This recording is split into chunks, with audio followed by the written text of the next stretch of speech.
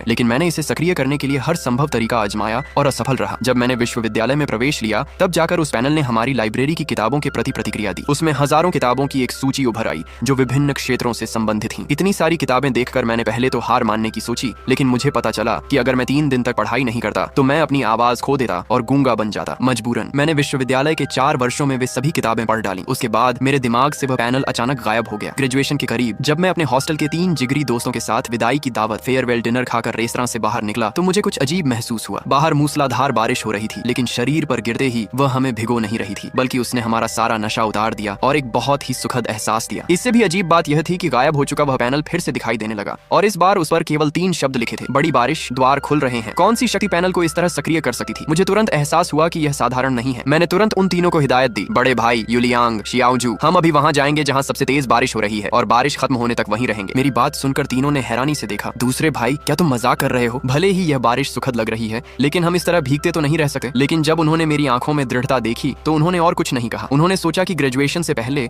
दोस्तों के साथ एक बार और पागलपन ही सही। वह बारिश रात 12 बजे से अगली सुबह 6 बजे तक चलती रही। नियमानुसार 6 घंटे तक भीगने के बाद हमें थका हुआ, सुस्त और ठंडा महसूस होना चाहिए था, लेकिन अजीब बात यह थी कि हमारी मानसिक स्थिति और बेहतर होती जा रही थी। जैसे ही हम वापस जाने वाले थे, मैंने देखा कि सड़क किनारे के पेड़ कुछ अलग लग रहे थे। जो टहनियां कल रात तक सूखी थीं, उनमें रातों रात नई पत्तियां निकल आई थीं। तभी तीसरे भाई शियाओ यूलियांग ने चिल्लाकर कहा, भाइयों, मुझे एक बात पता चली है। कल रात पूरी दुनिया में बारिश हुई थी, यहाँ तक कि रेगिस्तान और उत्तरी ध्रुव में भी। यह सुनकर मैं और बड़े भाई चेंगी तुरंत समझ गए, जल्दी सुपरमार्केट चलो। जब सभी अजीब घटनाएं एक साथ होती हैं, तो इसका मतलब है कि कुछ बड़ा होने वाला है। हमें आम जनता के समझने से पहले सामान जुटाना होगा। अगर हम गलत हुए तो ज्यादा से ज्यादा हमें कुछ सालों तक वही खाना पड़ेगा, लेकिन अगर हम सही हुए तो यह भविष्य में जीवित रहने का सहारा होगा। रास्ते में सामान ले जाते समय हमने फिर से कुछ असामान्य देखा। शारीरिक रूप से कमजोर रहने वाला तीसरा भाई यूलियांग अब 40 किलो पानी की बाल्टी लेकर उड़ता हुआ जा रहा था और हम बाकी 3 भी 200 पाउंड, लगभग 90 किलो भोजन आसानी से ढो रहे थे। यह स्पष्ट रूप से उस बारिश का प्रभाव था। सामान हॉस्टल लाने के बाद भी हमें लगा कि अगर सच में कयामत अपोकलिप्स आ रही है तो यह काफी नहीं है। अगले 4 घंटों में हमने अपने पास मौजूद सारा पैसा खर्च कर दिया। भरे हुए हॉस्टल को देखकर तीनों फिर से असमंजस में पड़ गए। दूसरे भाई, क्या तुम पक्के तौर पर कह सकते हो हमने अपना सब कुछ दांव पर लगा दिया है? मेरी नजर खिड़की के बाहर थी। देखो, कल जो घास काटी गई थी वह आज हमारी जांघों तक ऊंची हो गई है। यहाँ तक कि कीड़ों का आकार भी 2 से 3 गुना बढ़ गया है। क्या तुमने कभी ऐसा सुना है? तीनों ने एक दूसरे को देखा और सिर हिला दिया। फिर मैंने उन्हें घर पर फोन करके राशन जमा करने को कहा। आधे दिन के भीतर ही दुनिया भर के लोगों को असामान्यताओं का पता चल गया। सुपरमार्केट और स्टोर खाली कर दिए गए। कई लोगों ने बारिश में भीगने के बाद अपने शरीर में बदलाव महसूस किए थे। दुर्भाग्य से ड्रैगन देश चीन में बारिश आधी रात को हुई थी, इसलिए वहाँ कम लोग भीग पाए थे। हालांकि किसी ने नहीं सोचा था कि इस बारिश के 18 घंटे बाद फिर से मूसलाधार बारिश होगी। लेकिन इस बार बारिश का एहसास बहुत बुरा था। शरीर पर गिरते ही इसमें तेज चुभन महसूस हो रही थी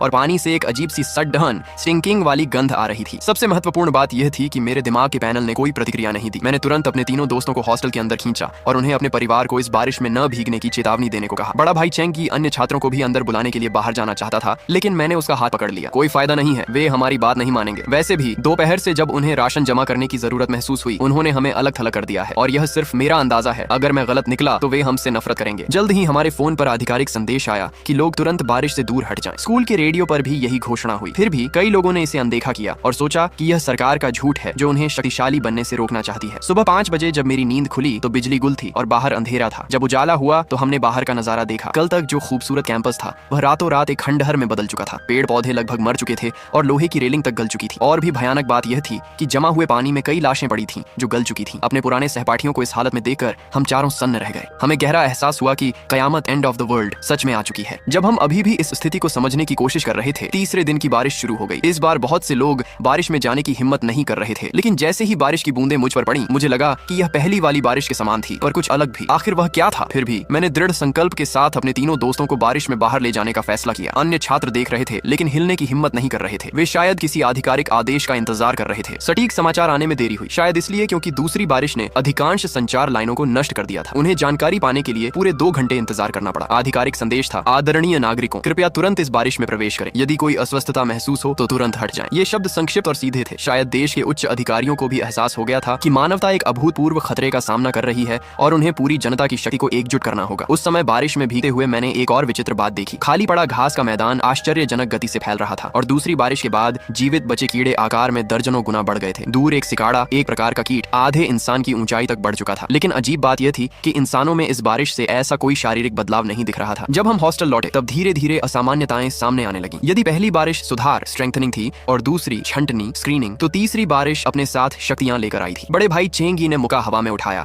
और उनके शरीर से एक गहरी शक्ति निकली जो देखते ही देखते उनके सामने आधे इंसान जितनी ऊंची मिट्टी की दीवार बन गई जो एक मजबूत ढाल जैसी दिख रही थी। चौथे भाई जू झो ने अपनी हथेली खोली और उनके हाथ से पानी की एक अजीब धारा निकलने लगी जो उनके नियंत्रण में एक फुर्तीले अजगर की तरह हवा में इधर उधर घूमने लगी। तीसरे भाई शियाओ युलियांग की शक्ति थोड़ी विशेष थी। उसके अनुसार यह अनुबंध कॉन्ट्रैक्ट करने की शक्ति थी, लेकिन अभी कोई उपयुक्त साथी न होने के कारण वह इसका प्रदर्शन नहीं कर सका। जहां तक मेरी बात है, मुझे 2.5 गुना लाभ मिला था। पहला, उन 2 बारिशों से मिली मानसिक शक्ति। दूसरा, पूरी तरह चार्ज हुआ पैनल जिसने मेरे लिए 500 घन मीटर का वर्चुअल स्पेस खोल दिया था। बाकी आधा हिस्सा एक सूचना पैनल जैसा था। अब मैं बस उन तीनों की ओर देखता और उनके गुणों एट्रीब्यूट्स की जानकारी मेरे सामने उभर आती। और भी कमाल की बात यह थी कि जब मैंने आईने में देखा तो मुझे अपनी जानकारी भी दिखाई दी। मैंने गंभीर चेहरे के साथ खिड़की के पास जाकर कहा, पहले हम अपना सामान समेटकर मेरे वर्चुअल स्पेस में रख लेते हैं। हम यहाँ स्कूल में ज्यादा समय तक नहीं टिक पाएंगे। ये सुनकर जू झो हैरान हुआ। दूसरे भाई, तुम ऐसा क्यों कह रहे हो? मैंने जवाब दिया, बाहर का इलाका पहले से ही उत्परिवर्तित म्यूटेटेड कीड़ों के कब्जे में जा रहा है। सरकार जल्द ही कोई बड़ा फैसला लेगी। तभी स्कूल के रेडियो से घोषणा हुई, सभी शिक्षक और छात्र ध्यान दें, जियांगचेंग शरण स्थल शेल्टर का निर्माण प्राथमिक रूप से पूरा हो चुका है। कृपया अपना सामान साथ लें और कल सुबह सेना के संरक्षण में व्यवस्थित रूप से शरण स्थल की ओर प्रस्थान करें। चेंगी की आंखें फटी रह गईं। छोटे भाई, तुम तो अंतर्यामी निकले। जियांगचेंग यूनिवर्सिटी का सबसे तेज दिमाग वाकई तुम ही हो। हालांकि मैंने अपना सिर झुका लिया। ये वास्तव में अच्छी खबर नहीं थी। मानवता को अपनी ही आबादी के एक हिस्से को छोड़ने पर मजबूर कर देना इस बात का संकेत था कि खतरा उससे कहीं ज्यादा बड़ा है जितना हमें दिख रहा है। शरण स्थल जाने में अभी 1 दिन बाकी था। मैं खिड़की से बाहर उड़ते विशाल कीड़ों को देख रहा था। खाली बैठने से बेहतर था कि अपनी नई शक्तियों को आजमाया जाए। जब मैंने यह विचार बाकी तीनों को बताया तो वे भी उत्साहित हो गए। मैंने सुझाव दिया, तो पहले चलकर उस मेंढक को देखते हैं। चेंगी ने भौहें सिकोड़ी। तुमने ही तो कहा था कि वह मेंढक जहरीला हो सकता है, उसके पास मत जाना। मैंने कहा, वह सिर्फ एक अंदाजा था और अगर वह वाकई जहरीला है तो यह और भी अच्छा है। मेरी नजर तीसरे भाई पर टिकी। युलियांग थोड़ा घबरा गया। मुझे ऐसे क्यों देख रहे हो? मैंने नहीं कहा कि मैं उससे उलझने जा रहा हूँ। रुको दूसरे भाई, तुम्हारा मतलब ये तो नहीं कि मैं उस बदसूरत मेंढक के साथ अनुबंध करूं? नहीं, बिल्कुल नहीं। उसकी शक्ल देखकर मेरी भूख मर जाती है। मैंने समझाया, लेकिन अगर वह वाकई जहरीला है तो वह बहुत शक्तिशाली हो सकता है। फिर भी नहीं, ये सोचकर ही मुझे उल्टी आ रही है कि वैसी कोई चीज मेरे शरीर अनुबंध के माध्यम से जुड़ेगी। ठीक है, अगर तुम्हें पसंद नहीं तो हम कुछ और ढूंढ लेंगे। इसके बाद हम हॉस्टल से बाहर निकले। चारों ओर घना कोहरा था और दृश्यता विजिबिलिटी 50 मीटर से भी कम थी। हर तरफ जंगली घास उगी हुई थी जिसमें से कीड़े निकलकर हम पर हमला कर रहे थे, लेकिन वे बस आकार में बड़े थे। उनमें कुछ खास नहीं था। 2 मिनट भी नहीं हुए थे कि हमारा सामना पहले दुश्मन से हुआ। एक 3 मीटर ऊंचा विशाल मेंटिस, प्रेइंग मैंटिस, हमसे कुछ ही दूरी पर खड़ा था। उसकी 2 लाल माणिक जैसी आंखों से खौफनाक चमक निकल रही थी और उसके सामने के 2 नुकीले हंसिए सिकल्स ठंडी रोशनी में चमक रहे थे। जब मैंने उसके सूचना पैनल को देखा तो मैं दंग रह गया। उसके तीनों बुनियादी गुण हम चारों से कहीं ज्यादा थे। तीसरी बारिश के मात्र 6 घंटे बाद ही इतना शक्तिशाली उत्परिवर्तित जीव आ चुका था। कल्पना करना भी मुश्किल था कि आगे कैसे दानव आएंगे। मैंने तुरंत जानकारी बाकी तीनों को दी। तभी एक नुकीला हंसिया हमारी ओर तेजी से बढ़ा। हम तुरंत बिखर गए। जू झो की आंखों में चमक आई और उसकी हथेली से पानी की एक शक्तिशाली धारा निकली जो एक चालाक सांप की तरह मेंटिस के प्रहार से बचती हुई उसके पेट के नीचे तक पहुंच गई और फिर एक भारी हथौड़े की तरह उसके दिल पर वार किया। विशाल मेंटिस दर्द से चीख उठा और अपने बड़े पैरों को पागलों की तरह चलाने लगा। तभी चेंगी ने अपनी मुठियाओं कसी और एक पैंतरे स्टैंस में आ गए। उनके शरीर से मिट्टी के रंग की रोशनी निकली और तुरंत जमीन से एक मजबूत मिट्टी की दीवार खड़ी हो गई जिसने मेंटिस के हमले को रोक दिया। मेरा मानसिक हमला, मेंटल अटैक, ऐसे जीवों पर काम नहीं कर रहा था जिनकी अपनी कोई चेतना, कॉन्शियसनेस विकसित नहीं हुई थी, इसलिए मैं बस निर्देश दे रहा था। अंत में जू झो के पानी के एक तीखे प्रहार ने मेंटिस के पेट को आर पार कर दिया। वह विशाल जीव जमीन पर गिर पड़ा। जू झो गर्व से उसे लात मारने आगे बढ़ा, लेकिन मैंने उसे रोक दिया। पास मत जाओ बड़े भाई, अपनी मिट्टी की दीवार से एक बार फिर इसके पेट पर हमला करो। जू झो तुरंत पीछे हटा। तेरी तो ये तो मरने का नाटक कर रहा था। जैसे ही चेंगी के मिट्टी के ब्लॉक ने उस पर वार किया, मेंटिस के शरीर से बदबूदार तरल निकला और वह पूरी तरह शांत हो गया। पास ही खड़ा शियाओ युलियांग कुछ सोच में डूबा हुआ लग रहा था। उसे महसूस हो रहा था कि वह यहाँ सिर्फ भीड़ का हिस्सा है। बड़ा भाई रक्षा कर सकता था और हमला भी। दूसरा भाई, मैं, योजना बना रहा था और चौथा भाई घातक हमलावर था। उसे लग रहा था कि वह किसी काम का नहीं है। वह नहीं चाहता था कि अगली बार भी ऐसा ही हो। वह भारी कदमों से हमारे पास आया और बोला, दूसरे भाई, मैं उस मेंढक के साथ अनुबंध करना चाहता हूँ। हम तीनों हैरान रह गए, लेकिन मैंने तुरंत उसकी मनस्थिति समझ ली। युलियांग, तुम्हें खुद पर दबाव डालने की जरूरत नहीं है। हो सकता है आगे हमें कुछ और बेहतर मिल जाए। उसने कहा, मुझे पता है, लेकिन अपने भाइयों को मौत के मुंह में जाते देखना और खुद असहाय होकर खड़े रहना,